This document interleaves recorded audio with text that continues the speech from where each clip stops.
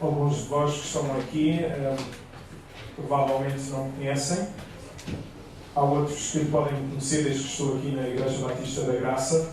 Há outros que me conhecem desde que eu me conheço, mas provavelmente não conhecem algumas coisas da minha caminhada enquanto pastores. Eu fui para o seminário, estava muito feliz. E assim que as aulas começaram, nós fomos expostos logo a um teste, aliás a um trabalho. Eu nunca tinha feito um trabalho, uma monografia na minha vida, e assim que eu fiz a monografia, recebi a nota, e de 1 a 20 eu tive 5. E eu disse: o que é que eu estou aqui a fazer no seminário? Eu vou-me embora. E nessa altura liguei ao meu pai e disse: pai, olha, recebe-me em casa porque eu vou-me embora, eu vou tirar 5 de 1 a 20, que vergonha é esta? E o meu pai começou, isto deve ser dos Lopes, mas começou a chorar, não é? E disse: eu vou orar por ti. E naquele momento ele orou por mim, a pedir para que o Senhor reforçasse a minha convicção, se de facto vinha do Senhor. E assim o Senhor me manteve lá no seminário e felizmente as notas foram melhorando, não quer dizer que fossem 20, mas isso não é importante. Mas o Senhor me manteve lá e eu fiquei no seminário a estudar então 4 anos. Sendo que depois do último ano eu servi na Igreja Batista da Maia e na Igreja Batista da Águeda, onde está ali a nossa Raquel. E foram momentos muito bons. Eu comecei depois a servir na Igreja Batista das Antas. Eu fui consagrado ao Ministério Pastoral com 24 anos. Era muito novo. E obviamente que quem chega ao Ministério com 24 anos, se não tiver cuidado como eu não tive, começa a ficar arrogante teologicamente. E dei por mim a achar que sabia muito mais do que todas as outras pessoas. E quando vou para a Igreja Batista de Tondela, essa arrogância começa a aumentar e dei por mim, não é na arrogância a lidar com as pessoas, mas na arrogância na forma como tratava o púlpito. Muitas das vezes nem sequer preparar um sermão, e preparava 1 ou 2 frases de efeito e teria que encontrar um texto qualquer para colocar aquelas 2 frases de efeito na pregação. Ou seja, não era o texto que trazia as verdades, mas era eu que tinha 2 ou 3 coisas para dizer e arranjava um texto onde ficasse lá bem. Então, às vezes, eu ia para o púlpito sem saber o que é que ia dizer. Isto é vergonhoso, meus irmãos, mas eu achava que estava na crista da onda. Até que fui exposto, e muitas vezes nós cristãos temos que ser expostos às verdades mais básicas do Evangelho, para perceber quem nós somos e aquilo que Deus fez. Então, nesta série que nós vamos estar a estudar, eu vou querer passar para os irmãos algumas coisas que me fizeram baixar, algumas coisas que me fizeram quebrar, para que dessa forma eu pudesse voltar, apesar de ainda ter muito para crescer, voltar aos caminhos do Senhor, apesar que aparentemente sempre lá estive, mas voltar aos caminhos do Senhor de todo o meu coração. Porque eu estava seco, eu achava que sabia muito mais do que todas as pessoas e, na verdade, eu não sabia rigorosamente nada. Então vamos abrir as nossas Bíblias em Colossenses, capítulo 2.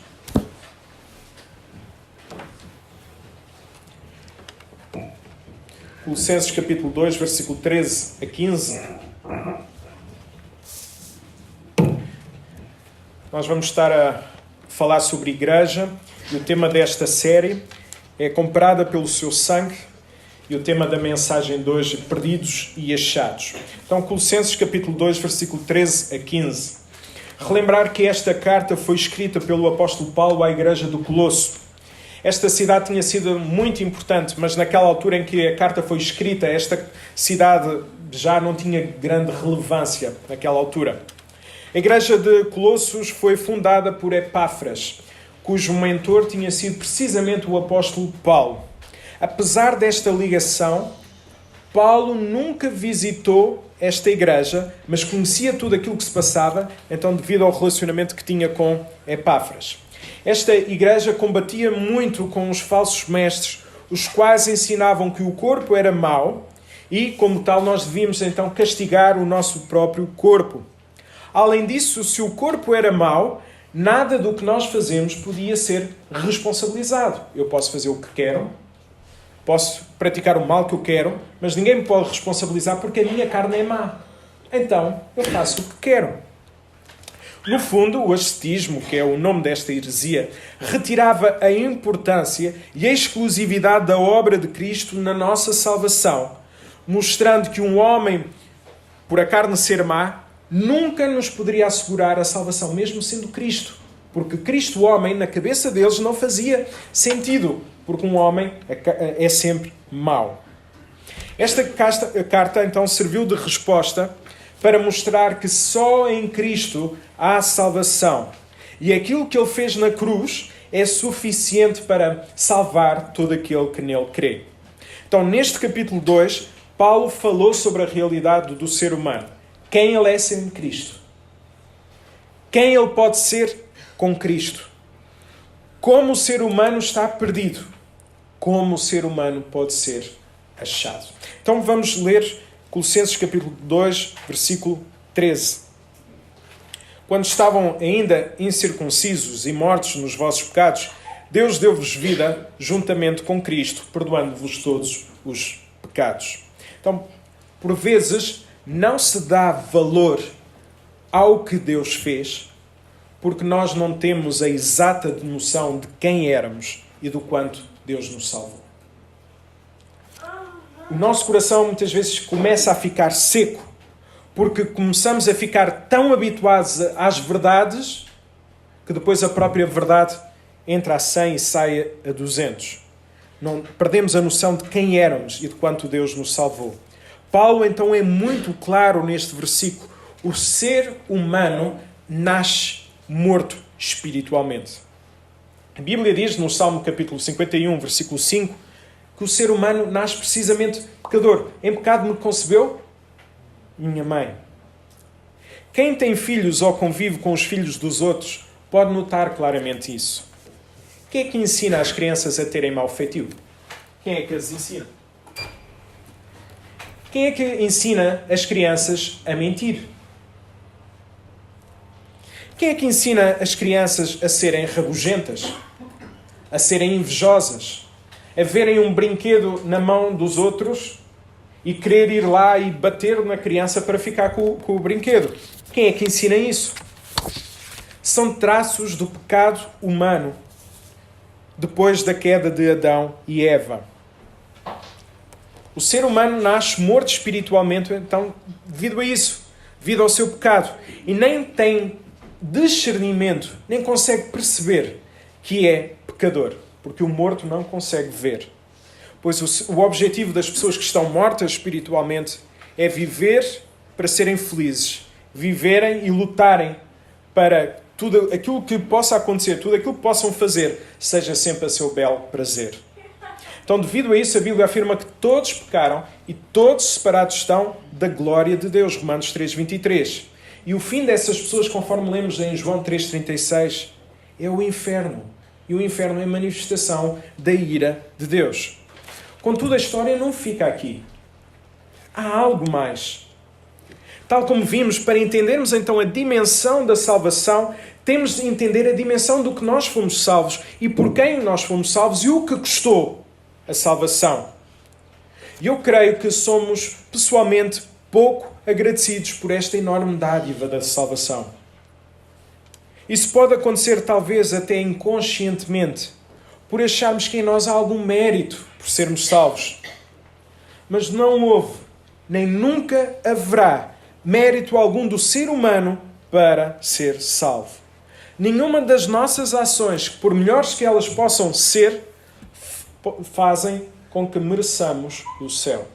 E às vezes as pessoas dizem, e até na brincadeira tenho alguns amigos meus, e agora que fiz 17 anos de namoro, alguns amigos meus dizem: a tua mulher é uma santa, ela merece o céu só por te aguentar. De facto, é preciso ter muita coragem para ela me conseguir aguentar. Mas nada do que a Filipa possa fazer, que eu possa fazer, qualquer um de vós possa fazer, merece o céu.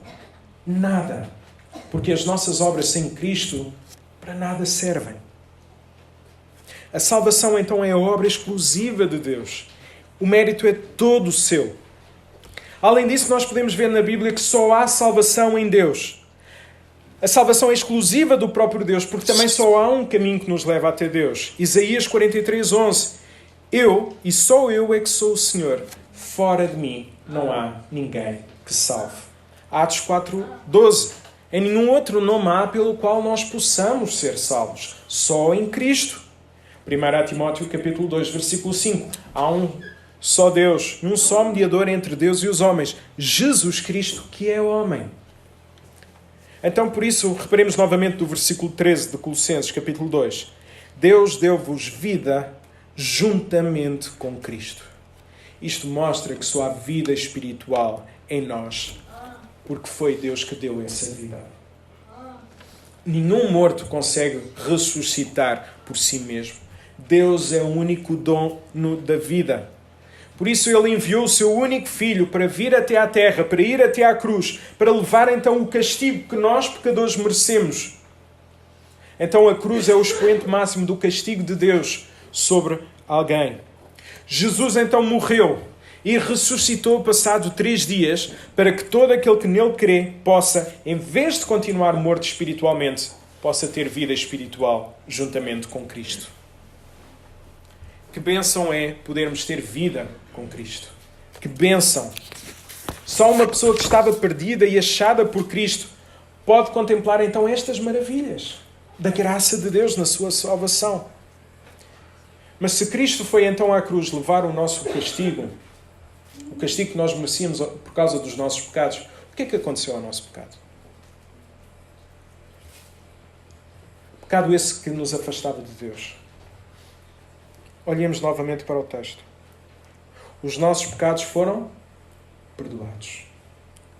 Esta é a verdade que nós encontramos em Isaías 43:25. Da minha parte, Deus, eu esqueci as tuas revoltas, sem me lembrar mais dos teus pecados.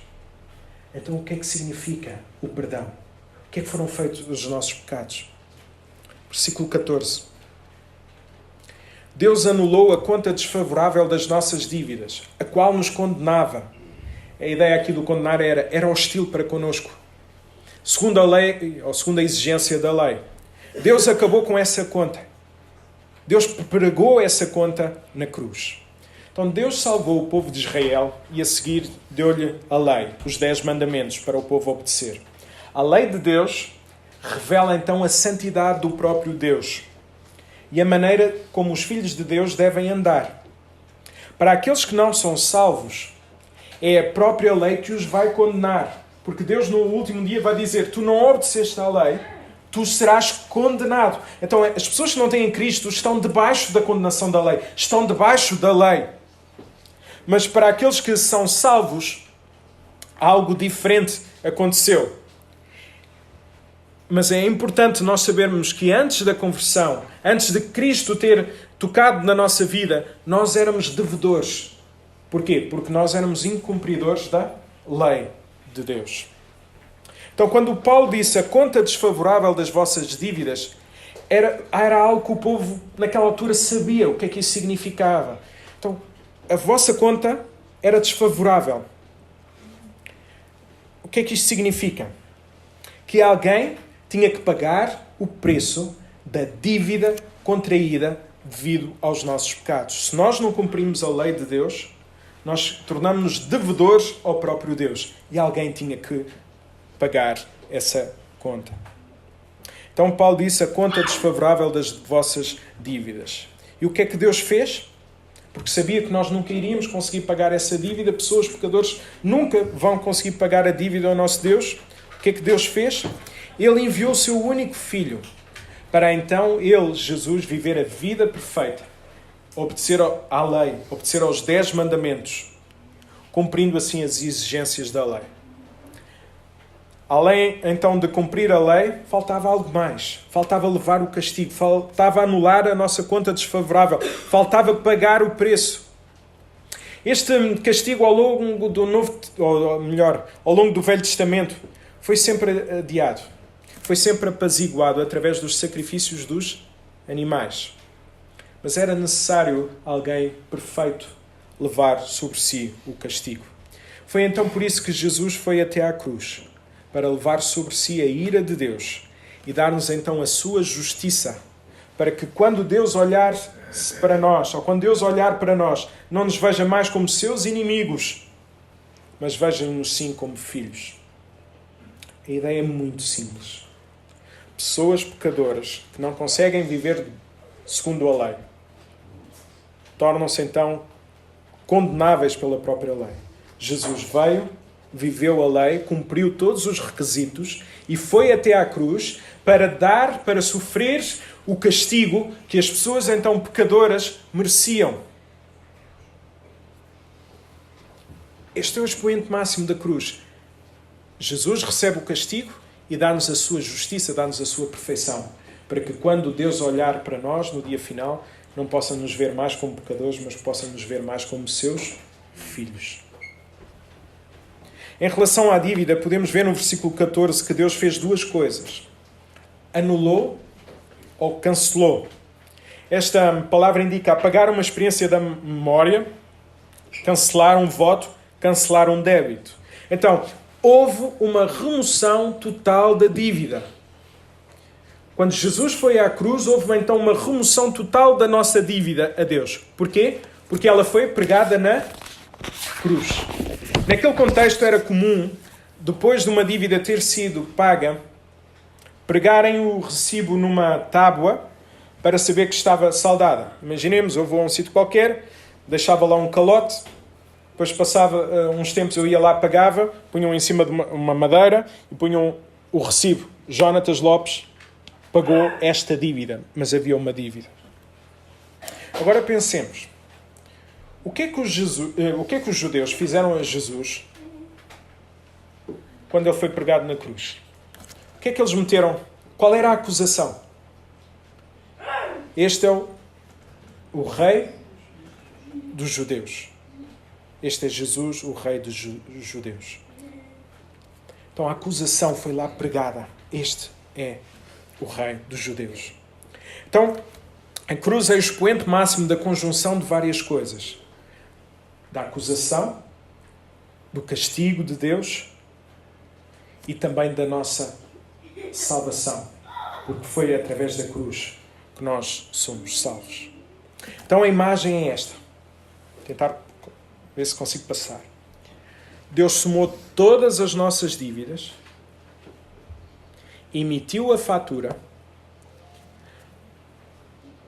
envia o seu Filho Jesus para pagar o preço, emite o recibo e crava na cruz. Por isso é que no fim Jesus disse, está consumado, está pago. A dívida foi paga. A dívida que o Jonatas Lopes contraiu, a dívida que o Jonatas Lopes tem e terá, ela está paga. Todos os meus pecados foram cravados na cruz de Cristo. Por isso, quando o meu passado, e temos falado muito aqui na graça, quando o meu passado me atormenta, eu tenho que me lembrar disto. Foi consumado. Está pago. Não há mais nada a pagar. E por causa disso, então, a minha vida, ou as nossas vidas, devem ser transformadas para que queremos viver de uma forma que agrade a Deus. Por isso nós já não estamos mais debaixo da condenação que a lei nos traz, mas nós estamos debaixo da graça. Não é que a lei já não importa, importa. É a forma como nós mostramos que amamos a Deus, é através da obediência à lei. Mas já não estamos debaixo da condenação da lei, estamos sim debaixo da graça de Deus. Será que nós temos pensado naquilo que Cristo fez naquela cruz? Será que nós temos vivido esta realidade, que fomos salvos não porque nós mereçamos alguma coisa, mas porque Deus é o Deus do amor, da graça, da bondade para connosco? Isto é tremendo. Isto é bênção. Isto é vida. E tudo isto porque Cristo venceu na cruz. E venceu o quê? Versículo 15. Se venceu as autoridades e os poderes, humilhou-os publicamente e levou os prisioneiros em sinal de triunfo por meio de Cristo. Então a expressão humilhou-os publicamente e levou os prisioneiros em sinal de triunfo era muito conhecida na altura. Pois era a imagem de um general romano que conquistou a vitória, levava os seus inimigos presos, mostrava os seus inimigos que tinham sido derrotados, levava-os numa carruagem, passavam pela cidade para toda a gente ver que houve alguém que venceu e houve alguém que perdeu. Na cruz, então, meus irmãos, houve uma batalha. Na cruz, os inimigos, o diabo e os seus anjos foram derrotados. Na cruz, a vitória foi-nos dada porque o diabo foi derrotado. Por isso é que o diabo nos tenta acusar, mas nós dizemos o quê? Não, tu já foste vencido. Eu sou um vencedor. Eu venci com Cristo. Eu sou um aliado. Eu venci. Apesar de nós podermos ser derrubados, nós já não podemos ser derrotados. A vitória é nossa. Nós somos mais que vencedores em Cristo Jesus. A vitória é nossa. Podemos ser derrubados, mas não seremos derrotados. Não há nada que nós possamos fazer para sermos salvos. Só Cristo. Nascemos pecadores e somos merecedores da ira de Deus. Devido então ao pecado, as pessoas estão mortas espiritualmente. E nenhum morto espiritual consegue olhar para Deus se não for tocado pelo Espírito Santo. Além disso, nenhum morto espiritual irá glorificar a Deus, pois esse nunca será o seu objetivo. Precisamos de Cristo. E as bênçãos de Cristo só vêm até nós quando nós dissermos: Senhor, perdoa. Perdoa o meu pecado. Sou um miserável pecador. Preciso da tua graça para ser salvo. Este é um amor que choca. O amor de Deus. Como é que alguém perfeito ama pessoas pecadoras? Eu não sei. Só sei que Deus nos ama. E ama muito, ao ponto de ter enviado o seu único Filho.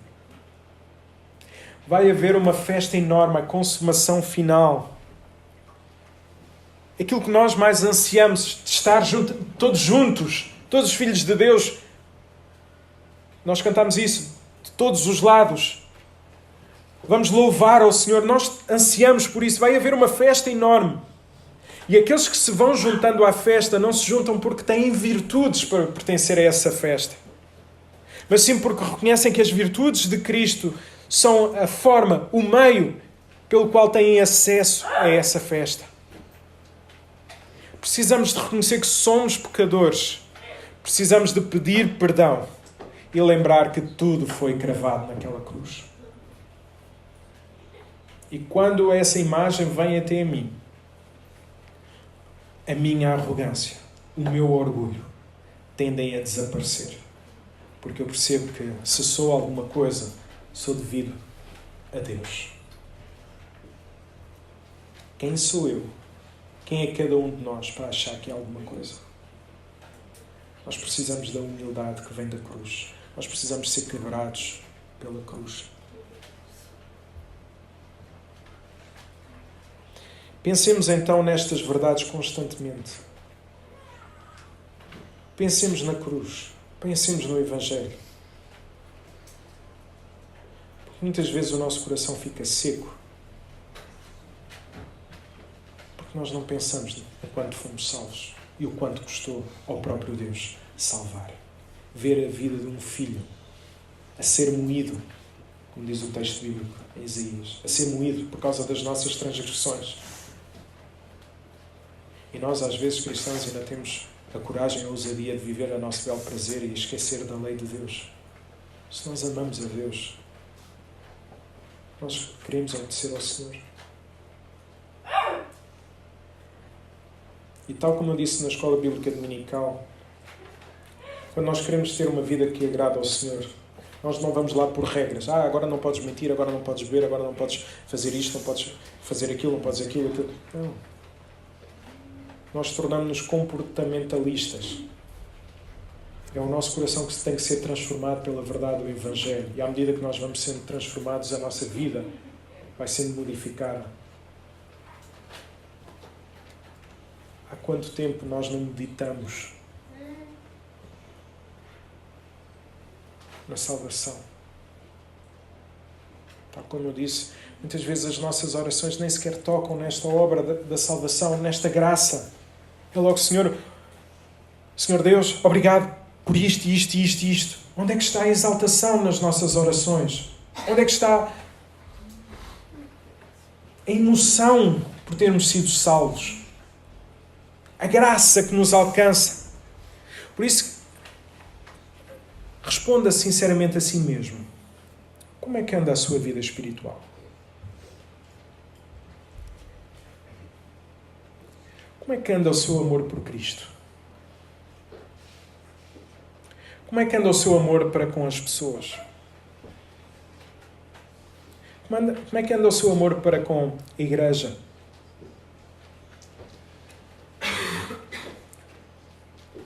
Às vezes, estamos secos e achamos que tudo vai por um cumprimento de regras, mas não vai. Temos que ir até à cruz e dizer, Senhor, quebra a minha vida, Senhor. Então, o meu desejo para cada um de vós é precisamente esse. Reconhecerem que somos pecadores. Reconhecermos que só há salvação em Cristo. E por isso Deus enviou o seu Filho, Jesus, para viver na cruz a vida perfeita que nós não conseguiríamos.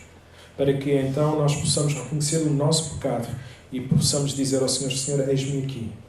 Salva-me. Nós teremos a certeza que Deus irá salvar-nos. Para vivermos então uma vida que glorifique ao nosso bom Deus.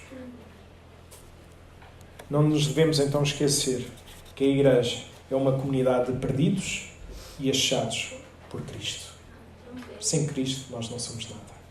Amém? Deus nos ajude.